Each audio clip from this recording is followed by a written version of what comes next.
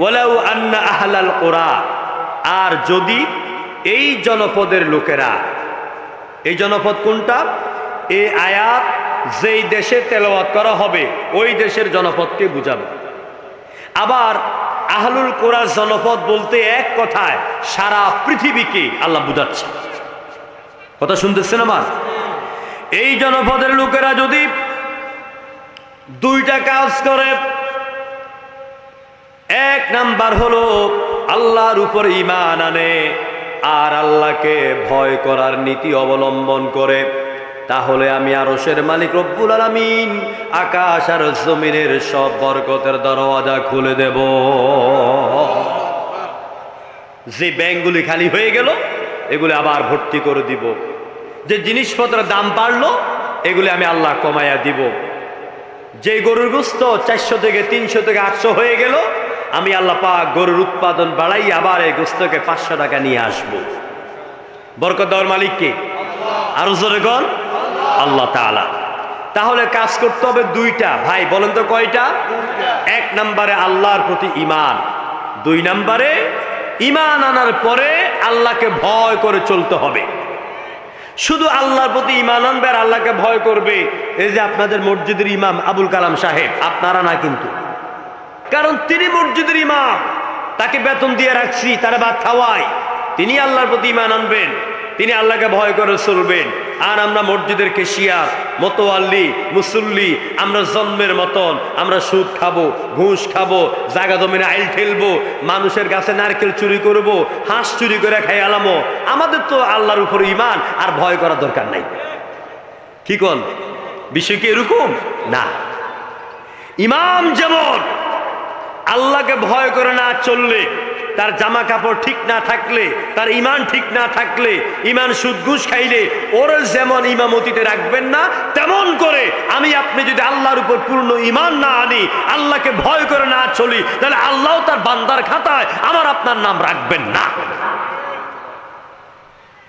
এই জন্য ঈমান অত্যন্ত গুরুত্বপূর্ণ বিষয়। আমি যদি আপনাদেরকে প্রশ্ন করি যে ভাই বলেন তো ঈমান অর্থ কি? বলেন, চন্দ্রগঞ্জের মানুষ কত বড় বড় বক্তা আসে, বলেন ঈমান অর্থ কি? আমি আপনাদেরকে কষ্ট দেওয়ার জন্য নয়, কারণ মাঝে মাঝে আল্লাহ পাক তার রাসূলকে প্রশ্ন করে কথাগুলি কলিজায় ঢুকাই দিয়েছেন, এই জন্য আপনাদেরকে প্রশ্ন করি আমি। ঈমান মানে বিশ্বাস করা। ঈমান মানে কি? আর কি? আরো শুনেন, ঈমান মানে বিশ্বাস করা। ঈমানের আরেক অর্থ হলো আল ইনকিয়াদ, মানে আনুগত্য করা। ইনকিয়াদ হলো দুই প্রকার, ইনকিয়াদে যাহিরি, ইনকিয়াদে বাতিনি। প্রকাশ্য আনুগত্য করা, গোপনে আনুগত্য করা। প্রকাশ্য আনুগত্য করার নাম হলো ইসলাম, আর গোপনে বিশ্বাস করার আনুগত্য করার নাম হলো ঈমান। ঈমানের আরেক অর্থ হলো আল ইজ্জাত, আস্থা স্থাপন করা। ঈমানের আরেক অর্থ হলো আল খুদুউন, বিনীত হওয়া। আমাদের মাথা বিনীত হয়, নত হয়। চিল্লায়ে বলেন কার সামনে? কার সামনে? আমার ভাইয়েরা, ঈমানের অর্থ বললাম, পরিভাষা ঈমান কাকে বলে খুব ভালো করে শুনুন। হুয়া তাসদীকু বিল জিনানি ওয়াল ইকরারু বিল লিসান ওয়াল আমালু বিল আরকান। জমহুর উলামায়ে কেরামগণ বলেছেন, যারা মুখ দিয়ে বলে লা ইলাহা ইল্লাল্লাহ, কলজার মধ্যে বিশ্বাস করে আর কাজে পরিণত করে, এই তিনটা সমন্বয়ের নাম হলো ঈমান। আপনি শুধু মুখ দিয়ে বললেন লা ইলাহা ইল্লাল্লাহ, আপনি কলজা দিয়ে বিশ্বাস করলেন না, আপনি মুমিন নয়। চন্দ্রগঞ্জ বাজারে যান, দাদা ঠাকুর বাবাকে জিজ্ঞেস করেন, ঠাকুর দাদা আপনি কি আমাদের কলমাটা পারেন? দেখবেন ঠাকুর দাদা আপনার কলমা পড়বে লা ইলাহা ইল্লাল্লাহ মুহাম্মাদুর। তাহলে কি তিনি ইমানদার হয়ে গেছেন? না, তিনি ইমানদার হন নাই। আমরা তো তার কালেমা পারি। হিন্দুরা যে মরে, মরার সময় মন্ত্র পড়ে, এটা তো আমিও পারি, তাই কি আমি হিন্দু হয়ে গেলাম? তাদের মন্ত্রটা কি? তাদের মন্ত্র হচ্ছে মরার সময় মন্দির থেকে ঠাকুর ডাইকে আনে, নিজেরা পারে না। আমি চ্যালেঞ্জ করলাম, এই চন্দ্রগঞ্জের 100 জন হিন্দুকে জোগাড় করেন, 99 জন হিন্দু তাদের মরার সময়ের মন্ত্র পারে না। তাদের মরার সময়ের মন্ত্র পড়াবার জন্য ঠাকুরকে ডাইকে আনে মন্দির থেকে। তাদের মন্ত্র হচ্ছে এরকম, লা ইলাহা ইল্লা ইল্লতি হরতি পরম পদম জন্ম বৈকুণ্ঠ পরতব ইন্নতি। বুঝছেন কিছু? বুঝছেন নাই? লা ইলাহা ইল্লা ইল্লতি মানে লা ইলাহা ইল্লাল্লাহ, আল্লাহ ছাড়া কোনো ইলাহা নাই। চিল্লাই কোন সুবহানাল্লাহ। হরতি পরম পদম জন্ম বৈকুণ্ঠ পরতব ইন্নতি। যদি তোমার জীবন আর মরণ দুইটারে সার্থক করতে চাও তো মোহাম্মদ রাসূলুল্লাহর মডেল অনুযায়ী মৃত্যুবরণ করো। আর জোরে কোন আল্লাহু আকবার। আরে ভাই কথা কন না কেন? কন আল্লাহু আকবার। এ হচ্ছে তাদের মন্ত্র। আবার আমি প্রায় জায়গায় কথাটা বলি লোকদের শিক্ষার জন্য। আমার রাসূল, আমার আল্লাহ এর মর্যাদা হিন্দু ধর্মের বেদের ভিতরে কি সুন্দর করে দিলেন। হোতারমিন্দ্র মহাসুরিন্দ্রা অল্লং জ্যেষ্ঠং শ্রেষ্ঠং পরমং ব্রহ্ম অল্ল রহস্যল্ল কাং বরস্য নিরিকাতক। মজা লাগে? মজা লাগে? এটা তো মানুষের তৈরি করা মন্ত্র, এই জন্য মজা লাগে না। আর যখন কাবা শরীফের চত্বরে সাউদা সুরাইম, তাই না, মাহের আর মারাকালি, আব্দুর রহমান সোদাইসি, হ্যাঁ মাহের মারাকালি, এরা যখন কোরআন তেলাওয়াত করেন হাজী সাহেবদের চোখের গোড়া দিয়ে দরদর করে পানি পড়তে থাকে। কি সুন্দর তেলাওয়াত।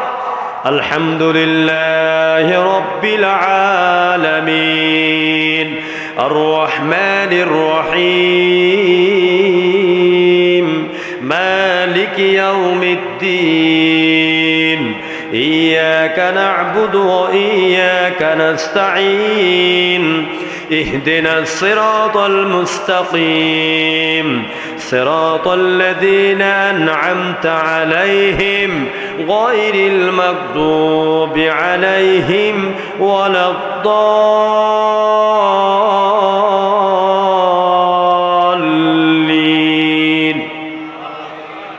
এটার নাম হলো কোরআন। এটার নাম কি? লা ইলাহা ইল্লাল্লাহ, আল্লাহ ছাড়া কোনো ইলাহা নাই, কোনো মাবুদ নাই, কোনো সত্তা নাই। ইলাহ মানে কি? কোনো আইনদাতা নাই, জীবনদাতা নাই, মরণদাতা নাই, হুকুমদাতা নাই, আশ্রয়দাতা নাই। তারপরে সার্বভৌমত্বের মালিক একমাত্র আল্লাহ ছাড়া কেউ নয়। এই কথাগুলি বিশ্বাস করলেই আপনি ইমানদার হবেন এবং মানলে ইমানদার হবেন। এখন আসেন, আল্লাহর উপরে আমরা ইমানে দাওয়াত দিচ্ছি। আমি প্রায় জায়গায় গেলে বলি এবং মোবাইলে অনেক জায়গায় বলে দেই যে ভাই আপনার এলাকায় হিন্দু আছে? জি আছে। আমি বলে দিই ভাইয়েরা, স্পেশাল ভাবে প্রত্যেক হিন্দুর বাড়িতে যাবেন, দোকানে যাবেন, তাদেরকে ইনভাইট করবেন, একবেলা খাবার দাওয়াত দিবেন, এদের জন্য আলাদা মুরগি টুরগি সবজি পাকায়েন, মাহফিলে এদের জন্য চেয়ার দিবেন, সুন্দর করে চেয়ারের মধ্যে বসাবেন, চা খাওয়াবেন। আর দিদি বোনদেরকে মহিলা প্যান্ডেলে আলাদা করে রাখবেন, মেহমানদারি করবেন। কারণ আমাদের ইমানের দাওয়াত, অন্তত আমি জাবিরি যেটা চিন্তা করে বের করলাম, আমাদের ইমানের দাওয়াত হবে দুই দিকের জন্য। কয় দিকের জন্য? একদিকের দাওয়াত হবে যারা ইমানদার আপনারা, আপনাদের ইমানকে শিরক মুক্ত ইমান এবং মরা ইমানকে তাজা করার জন্য। চিল্লাই কোন ঠিক কিনা? দুই নাম্বার ইমানের দাওয়াত হবে যারা অমুসলিম, তাদেরকে আমাদের ইমানের দাওয়াত দিতে হবে। আর এই কোরআন শুধুমাত্র মুসলমানদের জন্য আসে নাই, হুদাল্লিন নাস, এটি দল মত নির্বিশেষে, জাতি বর্ণ গোত্র নির্বিশেষে সবার হেদায়েতের জন্য আল্লাহ কোরআন দিলেন। কোন সুবহানাল্লাহ। ইমান যদি আনেন আপনি, যারা আনেন নাই তাদেরকে বলছি, আর যারা এনেছেন যদি ইমানের উপরে আপনার হৃদয়কে প্রথিতকরণ করতে পারেন, লাভ হবে কি দেখুন। আল্লাহ পাক কোরআনে কারিমে বলেন, রব্বানা ইন্নানা সামি'না মুনাদিয়ান ইউনাদি লিল ঈমান আন আমিনু বিরাব্বিকুম ফাআমান্না রব্বানা ফাগফির লানা যুনুবানা ওয়া কাফির আন্না সাইয়্যাতিনা ওয়া তাওয়াফফানা মা'আল আবরার। আল্লাহ পাক বলেন, ও প্রভু, আমরা শুনেছি লোকেরা বলে প্রভু আমার, রব আমার, আমরা শুনেছি একজন লোকে আমাদেরকে ইমানের দিকে দাওয়াত দিল, আর বলল আন আমিনু বিরব্বিকুম, তোমরা তোমাদের রবের উপরে ঈমান আনো। আমরা ঈমান আনলাম। রব্বুল আলামিন ঈমান আনার আগে কত গুনাহ করেছি, কত মিথ্যা কথা বলেছি, কত সুদ খেয়েছি, কত ঘুষ খেয়েছি, জেনা করেছি, ব্যভিচার করেছি, অন্যায়ভাবে চলেছি, বেপরদাভাবে চলেছি, মানুষকে হত্যা করেছি, খুন করেছি। রব্বুল আলামিন আজ আমি বুঝে শুনে ঈমান এনেছি, মেহেরবানি করে তুমি আমার অতীত জীবনের সমস্ত ভুল ত্রুটি আর গুনাহগুলি মার্জনা করে দাও। আল্লাহর কাছে এভাবে দোয়া করবেন। এখন ঈমান আনলে পরে, অর্থাৎ কালিমাটা পড়লে পরে, এই এলাকার কি নাম আপনার চরশাহী আইয়ুব মিয়ার এই এলাকা থেকে কোনো মা, কোনো বোন, কোনো বাবা যদি রাতের গভীরে একবার বলেন লা ইলাহা ইল্লাল্লাহু মুহাম্মাদুর রাসূলুল্লাহ। আল্লাহ নবী বলেছেন, কোন নারী কোন পুরুষ যদি রাতের গভীরে উঠে এইরকম ভাবে একবার কালিমা তয়্যেবা পাঠ করে, তখন আল্লাহর আরশের মধ্যে একটা নূরের খুঁটি আছে, এটা থরথর করে কাঁপা শুরু করে দেয়। আল্লাহ পাক জিজ্ঞেস করে, নূরের খুঁটি তুমি কাঁপো কেন? নূরের খুঁটির জবান আল্লাহর হুকুমে খুলে যায়। নূরের খুঁটি বলে, রব্বুল আলামিন নিশ্চয়ই তুমি শুনতে পেয়েছো, ওই চরশাহী এলাকার বস্তির মধ্যে বৈশা অথবা বিল্ডিং এর মধ্যে বসেই তোমার এক বান্দা বা বান্দি তোমাকে স্মরণ করেছে, তোমার প্রতি ঈমানের স্বীকৃতি দিয়েছি, তাওহীদের স্বীকৃতি দিয়েছে। তাই আজকে আমি আবেদন করি, ওই কালেমা শোনার পরে সাথে সাথে আমি কাঁপন শুরু করে দিলাম। আল্লাহ পাক বলবেন, নূরের খুঁটি এবার তুই থেমে যা। নূরের খুঁটি বলে, রব্বুল আলামিন না তো আমি থামবো না। কয় কেন? কয় যে পর্যন্ত তুমি ওই চরশাহীতে কালিমা পড়ুয়া ব্যক্তিকে তার জীবনের গুনাহগুলি মাপ না করবে, ওই পর্যন্ত আমি নূরের খুঁটি স্থির হব না। কি পাওয়ার কালিমা! আপনাদের কষ্ট হচ্ছে নাকি? খারাপ লাগতেছে আমার ভাইরা? সুতরাং ঈমান আনলে পরে এভাবে মর্যাদা বাড়ায়। তবে এটাও ঠিক, ঈমান সবাই আনতে পারে না। আবার ঈমান আনলে ঈমানের রাস্তায় টিকে থাকতেও পারে না। সবাই জীবনের, সবার শরীরে রক্ত আল্লাহর জন্য আল্লাহ কবুল করেন না। সবার ধন সম্পদ আল্লাহর দ্বীনের জন্য, কোরআনের জন্য, ইসলামের জন্য আল্লাহ কবুল করেন না। ওই যে আমার ভাই আয়াত তেলাওয়াত করেছেন তার বক্তৃতার মাধ্যমে, মৌতের আগে আল্লাহর পথে খরচ করো। আপনি ইচ্ছা করলেও তো দিতে পারবেন না যদি আল্লাহ আপনাকে কবুল না করে। আবার আপনি ইচ্ছা করলেও পকেটে ধরে রাখতে পারবেন না যদি আল্লাহ আপনাকে কবুল করে। প্রিয় বন্ধুগণ, আমার শরীরে রক্ত, আমার জীবন, আমার মরণ সব কার জন্য? ইমানি চেতনার জবাব দেন না কার জন্য? যারা বলেন না তারা মনে প্রেমিকের জন্য নাকি? প্রেমিক প্রেমিকারে কয় না, কথায় কথা তোমার লেগে জীবন দিয়ালাম, কয় কি না? না, এটা শিরকি কথা। আপনি জীবনও একটা মেয়ে লেগে জীবন দিবেন না। তবে কিছু পাগল আছে, কিছু পাগল আছে। যেমন ভারতের সেরা শিল্পী, ওই যে মহিলা শিল্পী কি জানি, মুরব্বী টাইপের, খুব সেরা শিল্পী। তো দেখি নামটা মনে আসছে কিনা। তো সেই শিল্পী যখন লতা মঙ্গেশকর, চিনেন আপনারা? লতা মঙ্গেশকর খুব সেরা শিল্পী, সারা ওয়ার্ল্ডের সেরা শিল্পী। তো লতা মঙ্গেশকর তিনি একবার একটা মঞ্চে গান গাচ্ছিলেন। তার গানে মুগ্ধ হয়ে একটা বস্তির মতন, একটা কালো টিকটিকির মতন একটা ছেলে মঞ্চের সামনে দাঁড়ায় লতা মঙ্গেশকরকে বলে, আই লাভ ইউ, আমি তোমার ভালোবাসি। স্ত্রীতে সে সবার বাধাকে ডিঙ্গায় উঠে কয়, আমি তোমাকে বিয়ে করব। লতা মঙ্গেশকর মনে মনে কয়, পাগল এটা কই থেকে আইলো? এখন লতা মঙ্গেশকর বলছে যে পাগলকে তো থামাইতে হবে। আচ্ছা তুমি যদি, আমি যদি তোমাকে বিয়ে করি তো আমার জন্য কি করবা? তোমার লাগে জীবন দিয়ালাম। যাও তো দেখি জীবন দাও তো। লতা মঙ্গেশকরের গানের কনসার্টও শেষ, আর ওই যুবক লতা মঙ্গেশকরকে ভালোবেসে রেলগাড়ির তলে জীবন দেওয়ার জন্য দৌড়াচ্ছে। লতা মঙ্গেশকর বুঝতে পেরে তার লোকদেরকে বলছে, আমার পিছনে চলো, ড্রাইভার তাড়াতাড়ি গাড়ি নিয়ে চলো। লতা মঙ্গেশকর গিয়া পৌঁছলো, রেল গেটের ব্যারিকেড পড়ে গেল, ছেলেটি ট্রেনের নিচে পড়ে মারা গেল। এরপর থেকে লতা মঙ্গেশকর চিরবিধবা, তিনি কখনো বিয়ে করেন নাই। তখন একটা গান গাইলেন, প্রেম একবার এসেছিল নীরবে আমারই অজান্তে, একটা গান আছে না, এই গানটা সে গাইল, জীবনে বিয়ে করলো না। তো ঠিক সবার টাকা, সবার পয়সা, সবার রক্ত আল্লাহর দ্বীনের জন্য কবুল হয় না। কথায় কথা জীবন দিতে পারেন প্রেমিকের জন্য, প্রেমিকার জন্য, কিন্তু আল্লাহর জন্য জীবন দেওয়া, আল্লাহর জন্য জীবন দিতে হবে, মাল দিতে হবে, এই কথা কিন্তু সবাই সহজে স্বীকার করেন না। যেরকম ঠিক কিনা? এই জন্য আমার ভাইরা, ঈমান আনাটা হচ্ছে সৌভাগ্যের বিষয়। দেখুন, রসুলের চাচা নাম হল আবু তালিব, যে আবু তালিব রসুলকে লালন পালন করেছেন, বড় করেছেন, খাওয়া দাওয়া করিয়েছেন, ব্যবসা শিখিয়েছেন, খাদিজার বিয়ের কাজে সাহায্য করেছেন। ওই আবু তালিবের মৌতের সময় ঘনিয়ে এলো। বিশ্বনবী আবু তালিবের ঘরের কাছে গেলেন, দেখেন ডানে বামে কেউ নাই, আবু তালিব একা পড়ে পড়ে কাতরাচ্ছেন।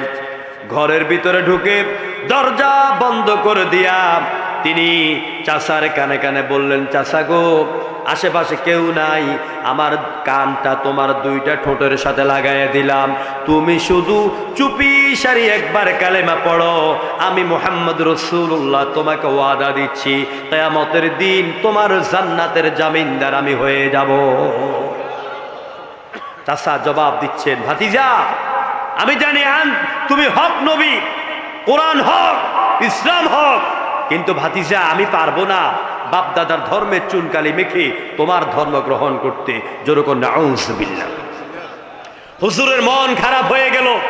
তখন আল্লাহ পাক বলছেন, ইন্নাকা লা তাহদি মান আহবাবতা, হে রাসূল তুমি যাকে ভালোবাসো তাকে তুমি ইসলামের পথে আনতে পারবে না। সুতরাং আমি ঈমান বিষয়ে আপনাদের সামনে এতটুকু বলতে চাই যে আল্লাহর পথে ঈমান আনার পরে কেউ ঈমানের উপর টিকে থাকতে পারে না। অনেকে ঈমানের রাস্তা থেকে ছিটকে যায়, আল্লাহর রাস্তায়, আল্লাহর দ্বীনের জন্য জীবন দিতে পারে না, রক্ত দিতে পারে না, টাকা দিতে পারে না, কারণ আল্লাহ কবুল না করলে অনেকের পক্ষে সম্ভব হয় না। এই যে আপনারা বসে আছেন, এই এলাকার লোক আরো আছে নাকি নাই? আছে না নাই? ওরা আসতে পারে নাই, ওদেরকে আল্লাহ কবুল করেন নাই। ওরা মনে করছে আমরা বিবিরে জড়াইয়া ধরে খাতার তলে হইয়া হইয়া মোবাইল টিপবো আর ওয়াজ শুনুন। আমার ভাইরা, জান্নাত এত হস্তা, নোয়াখাইলা ভাষায় কয় এত হস্তা না। দুর্গম গিরি কান্তার মর দুস্তর পারাবার, লঙ্ঘিত হবে রাত্রি নিশীথে যাত্রীরা হুঁশিয়ার। জান্নাত পাইতে হলে রক্ত দেওয়া লাগবে, জান্নাত পাইতে হইলে ঘুম হারাম করতে হবে, জান্নাত পাইতে হইলে পকেট খালি করতে হবে, জান্নাত পাইতে হলে ইসলামে আন্দোলন করতে হবে। জান্নাত এত সস্তা নয়। সুতরাং জান্নাত তারাই পাবে যারা ঈমানদার। কারা? ওয়াবাশশিরিল্লাযীনা আমানু ওয়া আমিলুস সলিহাতি আন্না লাহুম জান্নাতিন তাজরি মিন তাহতিহাল আনহার। ও নবী, যারা ঈমান আনে, যারা নেক আমল করে, তাদেরকে আপনি জান্নাতের সুখবর দিয়ে দেন। এই জান্নাত পাওয়ার জন্য কেউ যখন ঈমান আনবে, ঈমান আনার পরে ঈমানদারকেই ঈমানের পরীক্ষা দেওয়ার জন্য প্রস্তুত হয়ে যেতে হবে। লোকেরা মনে করে লা ইলাহা ইল্লাল্লাহ মুহাম্মদ রাসূলুল্লাহ পড়ছি, সকালবেলা তসবির দানা 1000 বার একবার গুনবো, রাতের বেলা একবার গুনুম, আর মাসে মাসে একটু এই দান খয়রাত করুম, জুমার নামাজে যাবো, টাকা হইলে উমরা করি আমো, মরে যাবো, মামার বাড়ির আব্দার দৌড় দিয়ে জান্নাতে চলে যাব। না, জান্নাত পাওয়া এত সহজ নয়, জান্নাত পাওয়া অনেক সুকঠিন। জান্নাত পাইতে হলে ঈমান আনতে হবে, ঈমান আনলে ঈমানের পরীক্ষা দিতে হবে। যেমন ছেলেরা ম্যাট্রিক পাস না করলে ইন্টারে ভর্তি হতে পারে না, তেমন করে জান্নাতে যাওয়ার জন্য ঈমানের পরীক্ষায় পাস না করলে জান্নাতে যাওয়া যাবে না। আল্লাহ নিজেই বলছেন, দেখেন, وَلَنَبْلُوَنَّكُمْ بِشَيْءٍ مِّنَ الْخَوْفِ وَالْجُوعِ وَنَقْصٍ مِّنَ الْأَمْوَالِ وَالْأَنفُسِ وَالثَّمَرَاتِ।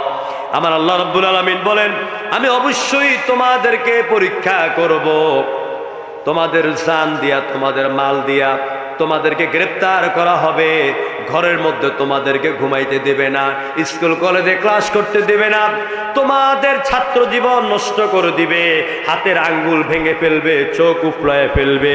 এত নির্যাতনের পরও যে ব্যক্তি বলবে লা ইলাহা ইল্লাল্লাহ, ওই ব্যক্তির জন্য আমার জান্নাতুল ফেরদাউসের দরওয়াজা খোলা। হযরতে খুবাইব রাদিয়াল্লাহু তাআলা আনহু জীবনের দিকে তাকান। এক যুবক মানুষ, 18 থেকে 20 বছর। আমার বাবারা, ভাইয়েরা, খুবাইব কি বন্দি করলো কাফিরেরা। বন্দি করার পরে খুবাইবের ফাঁসি হয়ে যাবে। কাফেররা এসে প্রস্তাব দিল, খুবাইব তুমি কি মৃত্যুপুরী থেকে বাঁচতে চাও নাকি? পরিবার পরিজন নিয়ে আরামে থাকতে চাও নাকি? জি চাই। তাহলে একটা শর্ত যদি মানো আমরা তোমাকে মুক্তি দিয়ে দিব। শর্তটা বলো তো দেখি শুনি। শর্ত হচ্ছে তুমি যে ফাঁসির জায়গার মধ্যে আছো, তুমি যদি মুহাম্মদকে আমাদের কাছে তুলে দিতে পারো যেই কোনো টেকনিকে, তাহলে তোমাকে মুক্তি দেব আর তুমি আরামায়েশ ভাবে জীবন যাপন করবা। খুবাইবের চেহারা লাল হয়ে গেল। খুবাইব বলছি, ও মক্কার কাফিররা, আমি খুবাইব নয়, শুধু আমার মতন যদি 100 যুবক ও 1000 1 লক্ষ যুবক ফাঁসির মঞ্চে ঝুলতে যায়, এরপরেও তোদের অপবিত্র হাত দিয়া আমার বিশ্বনবীকে মারা তো দূরের কথা, একটা গোলাপ ফুলের পাপড়ি পর্যন্ত নিক্ষিপ্ত হতে দেব না। রাসূলের প্রতি কি ভালোবাসা, ইমানের পর কি অটলতা। আপনারা মাইন্ড করবেন না, এক একজন এক দলের হতে পারেন। আমাদের কিংবদন্তি তাফসীর জগতের মহাসম্রাট, নির্যাতিত, নিপীড়িত, নিগৃহীত, কারাগারে 13 বছর ধরে বন্দী আল্লামা সাইদির কাছে যখন প্রস্তাব দেওয়া হলো, সাইদি সাহেব আপনি যদি এই জমিনে কোরআনে দাওয়াত দিবেন তবে ইসলামী রাজনীতির কথা বলতে পারবেন না, কোরআনে দাওয়াত দিবেন নাস্তিকের বিরুদ্ধে কথা বলতে পারবেন না, কোরআনে দাওয়াত দিবেন ইসলামী আন্দোলন করতে পারবেন না। এই শর্ত যদি রাজি হন, আমরা আপনাকে গুলশান বনানে বাড়ি বানিয়ে দিব, আমেরিকা বাড়ি বানিয়ে দিব, অথবা সৌদি গভর্নমেন্টের কাছে কথা বলে ওখানে বাড়ি বানিয়ে দিব। আল্লামা সাইদি মুস্কে হাসি দিয়ে বলেছেন, কোরআনে দাওয়াত দেওয়ার জন্য, হকের কথা বলার জন্য, নাস্তিকের বিরুদ্ধে বলার জন্য, জমিনে দ্বীন প্রতিষ্ঠার আন্দোলন করার জন্য আমি সাইদের জন্ম হয়েছে। বাতিলের অফারে তিনি সাড়া দেন নাই। এটা নাম ইমান। এটা নাম কি? জোরে করে, এটা নাম কি? মিশরের তাফসীর ফি জিলালিল কোরআনের লেখক সাইয়্যিদ কুতুব শাহিদকে যখন ফি মুআল্লিমুত তারিক নামক বই লেখার অপরাধে, তাফসীর ফি জিলালিল কোরআন কিতাব তাফসীর লেখার অপরাধে মিশরের তৎকালীন প্রেসিডেন্ট জামাল মোহাম্মদ নাসির যখন তাকে বন্দি করে রাখলো, এক পর্যায়ে বলছে জাতির কাছে মাপ চাও। অসম্ভব, আমি লা ইলাহার ব্যাখ্যা করেছি, আমি ভুল কিছু করি নাই। যদি মাপ চাও মুক্তি দিব। কয় না, মাপ তো চাইব না। তারপর তাকে কনজম সেলে নিয়ে গেল। তার বন্দি, তার এই ফাঁসির আদেশ হবে। ফাঁসির আদেশ হওয়ার আগে যে ঘরে বন্দি করলো সেই ঘরের মধ্যে তাকে ঢুকাইয়া দরজা বন্ধ করে দিল। জেলার গল্প বলল, কয়েকজন সিপাহী কি যাইয়া দেখো ওই ঘরের ভিতরে সাইয়্যিদ কুতুব আছে নাকি। যাই দেখলো, হ্যাঁ আছে। কই এবার দরজা খোলো, আমাদের প্রশিক্ষিত একটা পাগলা কুকুর ঢুকাইয়া দাও। সাইয়্যিদ কুতুব কি কুকুরে কামড়াবে, রক্তাক্ত করবে, সাইয়্যিদ কুতুব বাঁচাও বাঁচাও বলে চিৎকার দিবে। তখন আমরা বসে বসে ঢোল পিটাবো, মজা করব, যেমনটা করেছিল 2012-13 সালে ঢাকার শাহবাগে। কথা কয় না কা? কোরআনে দাড়িদেরকে ফাঁসি দিচ্ছে, আর মুসলমান নামের কুলাঙ্গার কিছু যারও সন্তান ওখানে বসে বসে ঢোল পিটাইয়া আনন্দ করেছে। চিল্লা বলো ঠিক কিনা? আমার বন্ধুগণ, জামাল মোহাম্মদ নাসিরের সে কারাগারের জেলার বলল, কুত্তা ঢুকাইয়া দাও। কুকুর ঢুকাইয়া দিল। 1 ঘন্টা, 2 ঘন্টা, 3 ঘন্টা পর্যন্ত অপেক্ষা করল। কুকুরের কোনো কামড়ের কারণে সাইয়্যিদ কুতুবের কোনো আওয়াজ শোনা যায় না। 3 ঘন্টা 4 ঘন্টা পরে আবার পাঠালো, যায় তো দেখো অবস্থাটা কি। দরজার ফাঁক দিয়ে দেখে সাইয়্যিদ কুতুব আল্লাহু আকবার বলে জমিনের মধ্যে সেজদায় পড়ে আছেন, আর তার সাথে কুকুরটাও জমিনে দুইটা চারটা পাও বিছাইয়া দিয়া যেন তার জিহ্বা নেড়ে নেড়ে সাইয়েদ কুতুবের সাথে আল্লাহর জিকির করে। এটার নাম হচ্ছে ঈমান। ঈমানের পরীক্ষা দিতে হবে, কারাগারে যেতে হবে, জেলে যেতে হবে। ফাঁসি রশিতে যারা ঝুলে আমাদেরকে শিক্ষা দিয়ে গেছেন, তাদের পথ ধরে আগামী দিনে বাংলার জমিনে আল্লাহর কোরআনের রাজ কায়েম করতে হবে। প্রিয় বন্ধুগণ, এই জন্য ঈমান আনলেই হবে না, ঈমান আনলেই হবে না, ঈমানের পরীক্ষায় উত্তীর্ণ হতে হবে। গোস্ত খাওয়া মার্কা ঈমান আনলে হবে না। ঈমানও আনলেন, আল্লাহরও সেজদা দেন, দয়াল বাবার পায়েও সেজদা দেন। ঈমান এনেছেন, ঈমান আনার পরে আল্লাহর কাছে যেভাবে সাহায্য চাওয়ার দরকার ওইভাবে আপনি দয়াল বাবার কাছে গিয়ে ছেলে চান, মেয়ে চান। আপনার ঈমান কি ঠিক আছে? আপনার ঈমান ঠিক নাই। এই জন্য আমাদের দুনিয়াতে যত সম্পদ আছে সব সম্পদের চাইতে সেরা সম্পদের নাম হলো ঈমান। জোরে বলেন কি নাম? যা আছে মোর সবে নিয়ে যাও, ঈমান আমার নিও না। ঈমান ছাড়া ও গো প্রভু মরণ আমার দিও না, না। যা আছে মোর সবে নিয়ে যাও, ঈমান আমার নিও না। জোরে কোন আমি আমার ভাইয়েরা। সুতরাং আল্লাহ পাক বলেন, এই জনপদের সকল অভাব অনটন দূর করে দেওয়ার জন্য জাতিকে দুইটা কাজ করতে হবে। ওই জাতি বলতে মসজিদের ইমাম থেকে শুরু করে রাষ্ট্রীয় ইমাম পর্যন্ত। ঠিক কিনা?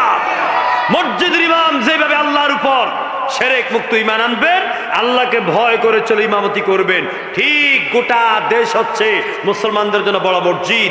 ওই মসজিদের বড় ইমাম হচ্ছে রাষ্ট্রপ্রধান, রাষ্ট্রপ্রধান, প্রধানমন্ত্রী।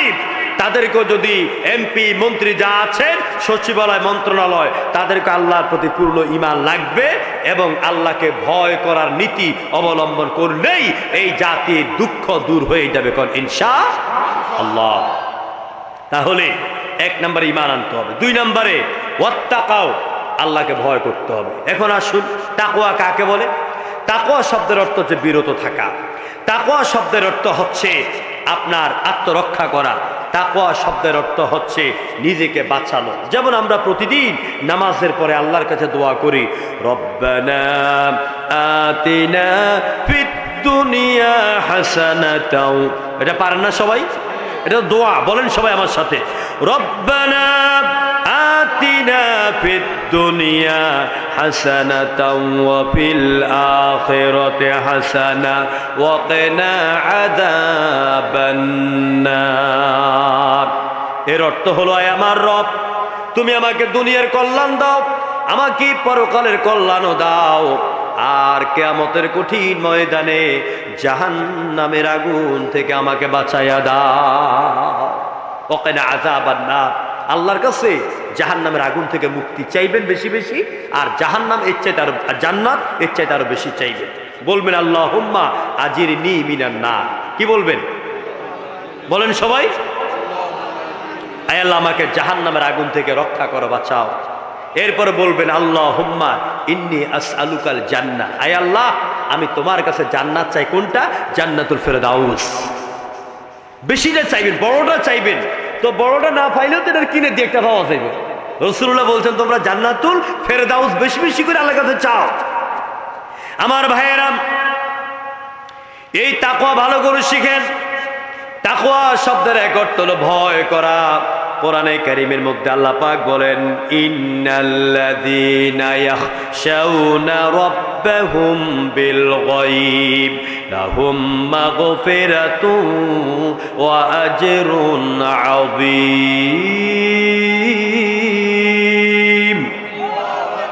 আল্লাহ পাক বলেন, নিশ্চয় যারা তাদের রবকে ভয় করে না দেখে। বলেন তো, আল্লাহকে দেখা যায় নাকি?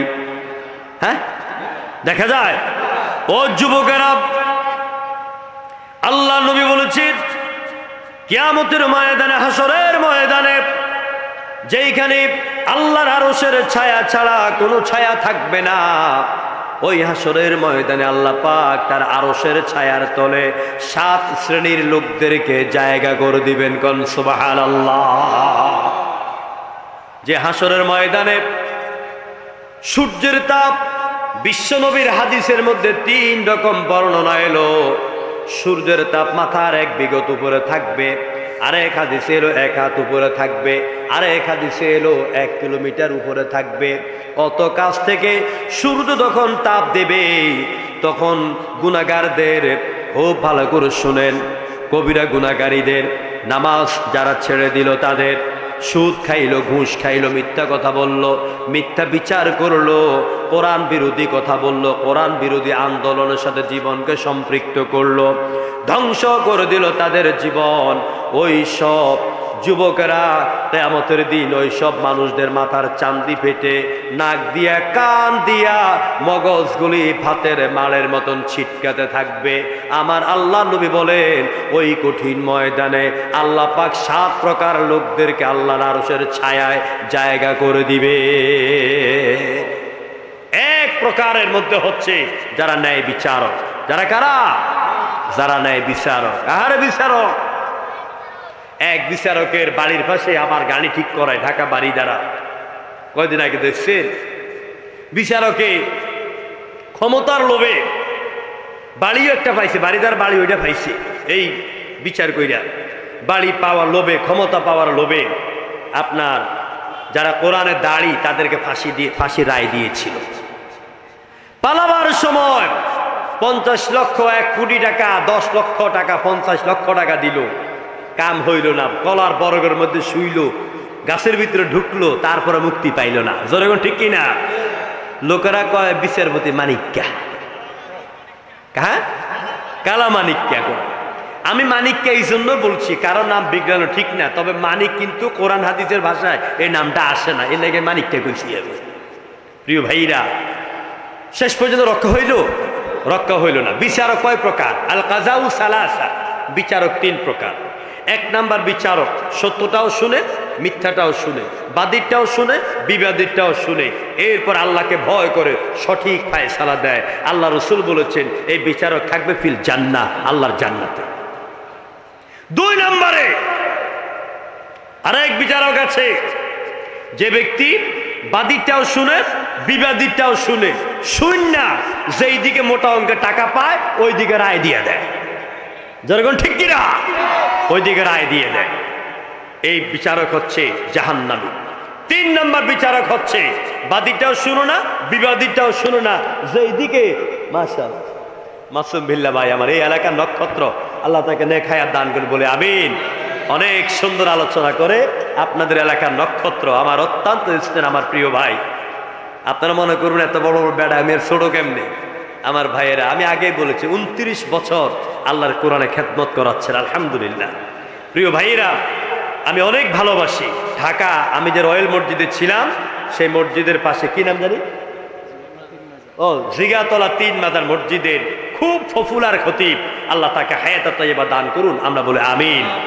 ওই এলাকায় আপনাদের আরেকজন ভাই আছে আব্দুল বাসেত, রয়্যাল মসজিদের মুয়াজ্জিন, খুব ভালোবাসেন, আমি তাকে দোয়া করি। প্রিয় ভাইয়েরা, তো বলতেছিলাম কি, বিচারক এই 3 নম্বর বিচারক ভালোটাও বুঝে না, মন্দটাও বুঝে না, যেদিকে পায় সেই দিকে খায় আর রায় দেয় সেই দিকে, এটা জাহান্নামে যাবে। তো সুতরাং আল্লাহকে না দেখে যারা আল্লাহকে ভয় করবেন, ভয় করে কথা বলবেন, টিভির টকশো করবেন, আইন রচনা করবেন, বক্তব্য দিবেন, বিচার দিবেন, এরা হলো তাকওয়াবান। এরা কারা? এরা তাকওয়াবান।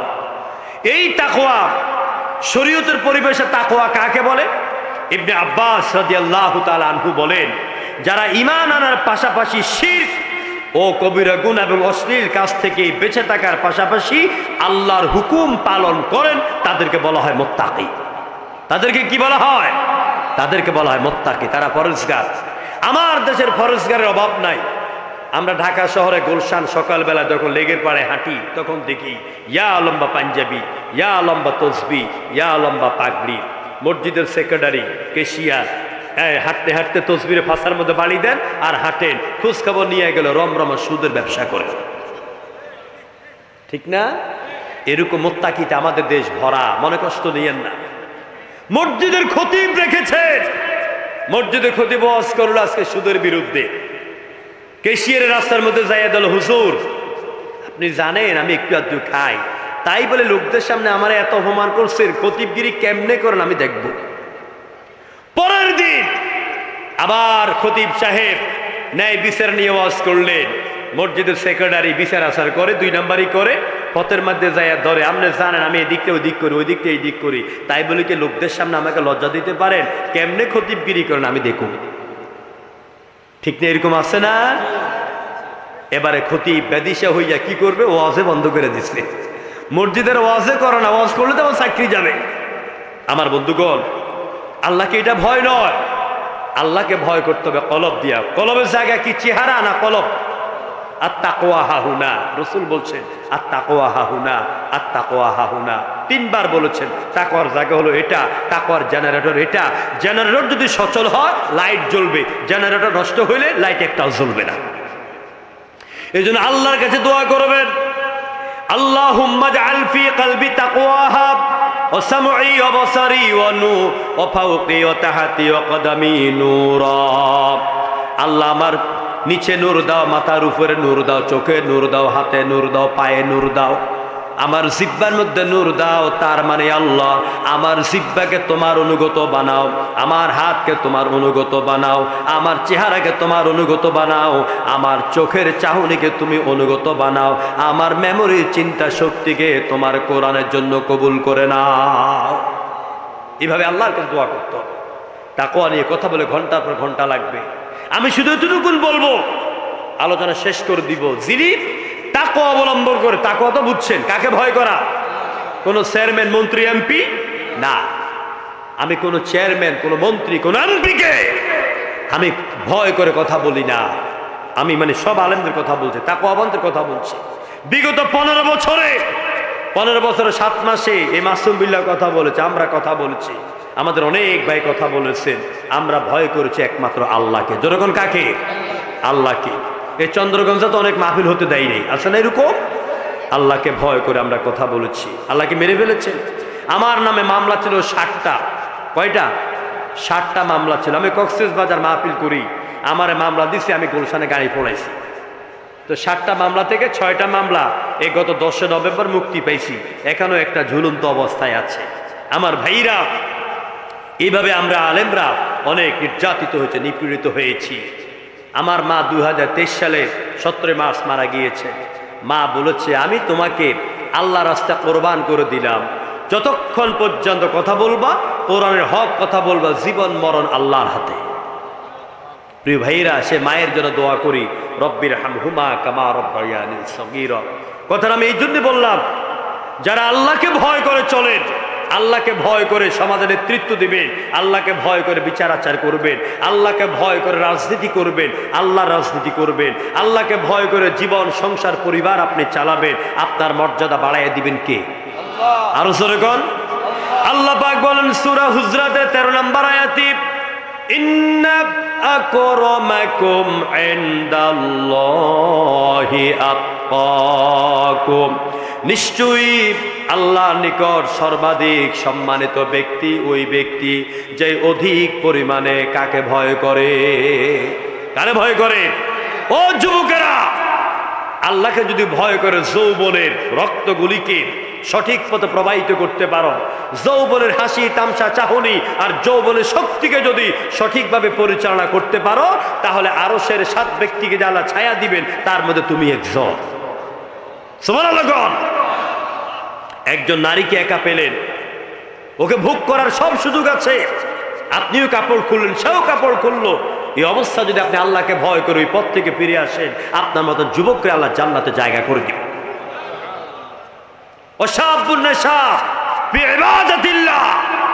যে যুবক তার যৌবন কালটাকে রাতের বেলা তাহাজ্জুদ পড়ে চোখের পানি আর নাকের শ্লেষ্মা দিয়া গাল ভিজাইয়া দেয়, ওই যুবকরা আল্লাহ আরশের ছায়ার তলে জায়গা করে দিবেন। যুবক ভাইয়েরা, বছরে শুধু মাহফিল একটা আয়োজন করলে হবে না, বছরে শুধু মাহফিল একটা আয়োজন করলে হবে না, এই যুবকদেরকে আগে কি হতে হবে, আগে কোরআনের পক্ষে সুউচ্চ স্বচ্ছ এবং উচ্চ কণ্ঠের অধিকারী হতে হবে। যুবকদেরকে কোরআন অনুসারী হতে হবে। যুবকদের মাথা থেকে পায়ের তালু পর্যন্ত কোরআনের রং দিয়া রাঙ্গাইতে হবে। এরপর আপনার মতন যুবক 10টা লাগবে না, একটা যখন চন্দ্রগঞ্জের বাজার দিয়ে হেঁটে যাবে থরথর করে মানুষ কাঁপতে থাকবে, ওমরের উত্তরসূরি আসতেছে। চিল্লা বলেন ঠিক কিনা?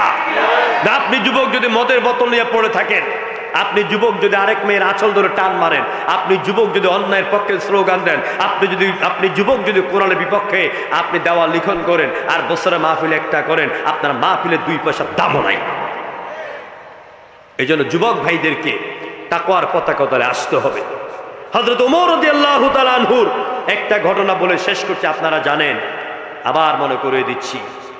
খলিফাতুল মুসলিমিন আমিরুল মুমিনিন হযরত ওমর ফারুক রাদিয়াল্লাহু তাআলা আনহু রাতের গভীরে হাঁটতেছেন, হঠাৎ করে দেখলেন একটা ঝরা জীর্ণ কুটিরের ভিতরে মিটমিট করে আলো জ্বলে। খলিফাতুল মুসলিমিন ওমর চলে গেলেন সেখানে, পাশে দাঁড়ালেন, দাঁড়ায় শুনতেছেন একটা ভদ্র বার্ধক্য কণ্ঠের মহিলা বলতেছে, ও আমার কন্যা, আমি উটের দুধ দহন করেছি, বাকি কাজটা তুমি করো। মেয়েটা বলতেছে, মা, বাকি কাজ তো করব, সকাল হলে পরে আমি হাটে দুধ নিয়ে বিক্রি করব।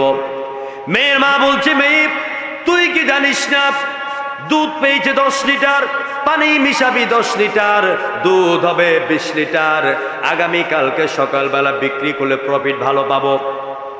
মেয়ে মার মুখের দিকে তাকায় বলছে, মা গো, তুমি কি জানো না খলিফাতুল মুসলিমিন ওমর রাদিয়াল্লাহু তাআলা আনহু রাষ্ট্রীয়ভাবে আইন জারি করেছেন, যেই ব্যক্তি দুধের সাথে পানি মিশাবে, খাদ্যে ভেজাল দিবে, মানুষকে ঠকাবে, প্রতারণা করবে, তার জন্য কঠিন শাস্তি। মা বলছে, মেয়ে, তুই তো বোকা, ওমর আইন জারি করে দিয়া নাকের ডগায় সরিষার তেল দিয়া তিনি তার আসনে ঘুমাচ্ছে।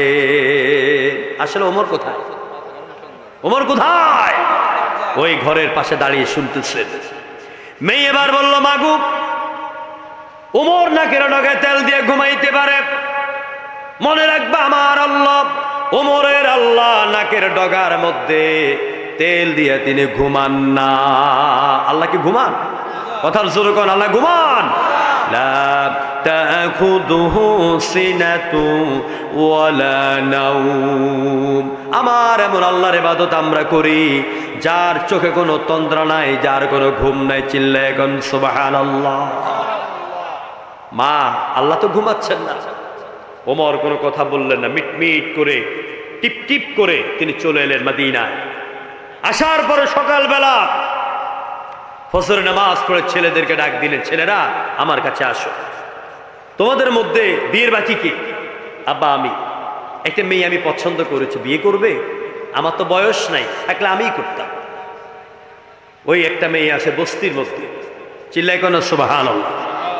অর্ধ পৃথিবীর শাসক, বিশ্ব নবীর ঘোষণা অনুযায়ী আশারায়ে মুবাশশিরা দ্বিতীয় ব্যক্তি, যারা দেখে শয়তান পর্যন্ত ভয় পায়। সে ওমর বলছে, বস্তির একটা মেয়ে পছন্দ করেছে, বিয়ে করবা? ছেলে বলছে, আব্বা যেখানে রাজি, কিয়া করে কাজী, আমিও রাজি। বাস, বস্তির মেয়েকে বিয়ে করায় আনলেন ওমরের ছেলেকে। ওই মেয়ের ঘরে পরবর্তীতে যে মেয়ে জন্মালো, ওই মেয়ের ঘরে যে জন্মাইছে, ওই ছেলের নাম হচ্ছে ইসলামের ৫ম খলিফা হযরত ওমর ইবনে আব্দুল আজিজ। আর আসতে কোন সুবহানাল্লাহ। তাই আসুন, আল্লাহকে ভয় করলে মর্যাদা বাড়ে না কমে? বাড়ে না কমে? আমি জাবিরি মসজিদের ইমামতি করি, মাসুম বিল্লাহ সাহেব মসজিদের ইমামতি করেন, ওই আপনাদের মাওলানা আবুল কালাম মসজিদের ইমামতি। এইবার তো টাকা পয়সা নাই, ক্ষমতা নাই, আমার মতন প্রাণও গাড়ি নেই, মার্সিডিজ গাড়ি নেই। হ্যাঁ, এই আবার কিসের দাম, কিসের সম্মান? আমার আল্লাহ পাক কোনো এমপি, কোনো মন্ত্রী, কোনো গাড়িওয়ালা, বাড়িওয়ালা, টাকাওয়ালা, ক্ষমতাওয়ালা দিয়ে তাকান না।